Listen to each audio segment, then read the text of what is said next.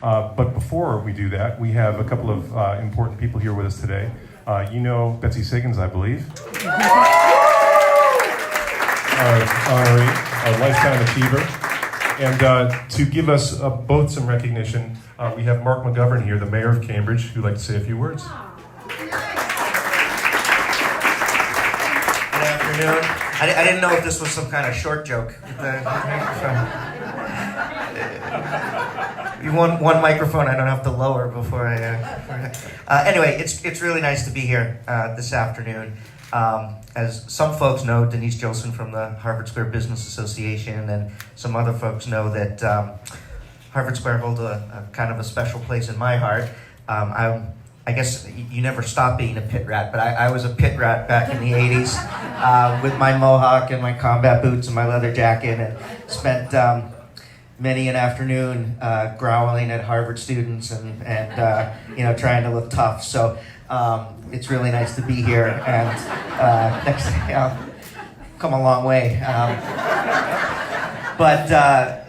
We talk a lot in City Hall about all of our squares, but Harvard Square. And one of the things that I say about Harvard Square, I live in Central. My family has lived in Central Square in the same house for 100 years. My kids are the 6th generation being raised there. But Harvard Square is really special because, I don't think that folks who live in Porter Square, for example, think of Central Square as their square, right? They may go to it. I don't think folks in Central Square think of Porter Square as their square. I think everyone in Cambridge thinks of Harvard Square as their square. Yes. And that's what makes it so special. And it's clearly going through a lot of changes, which is why it's so important that we take the time to honor and celebrate the iconic places and institutions that really are the heart and soul of this community. So I'm really happy to be here. Now I get to do my official mayoral job, put on my glasses, and present you with this proclamation. And it reads as follows. From the office of the mayor, Mark C. McGovern. Whereas Club Passim is an American folk music club in Harvard Square. It was originally known as Club 47 when it was opened by Joyce Kalina and Paula Kelly in 1958. And whereas, in addition to being one of the first venues in a northern city to feature local African-American blues musicians, Club Passim also welcomed African-American musicians from the South. The musicians added a perspective that was both informative and entertaining.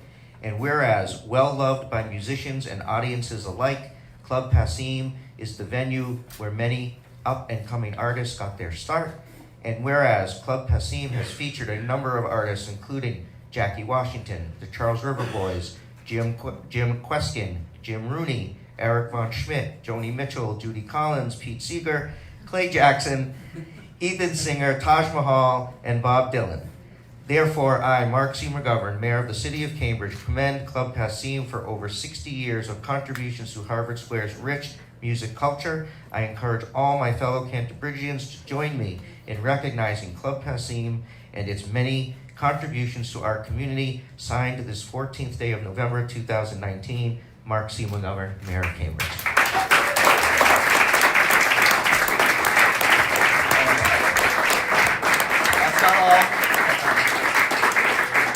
I'd like to present you with the key to the city of Cambridge.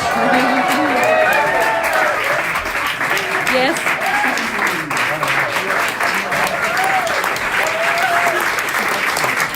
On behalf of Passim, we'd love to give this to Betsy to bring home with her.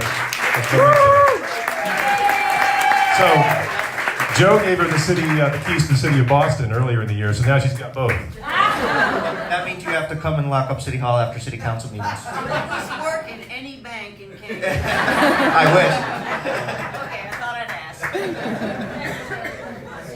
Hey, thanks everybody for being here. I'd like to give you an opportunity to get some food now and some drinks and settle down. In maybe a half an hour or so, we'll have a few other people who'd like to say a few things. We've got some videos for you to see as well. So settle in, get some food, and enjoy.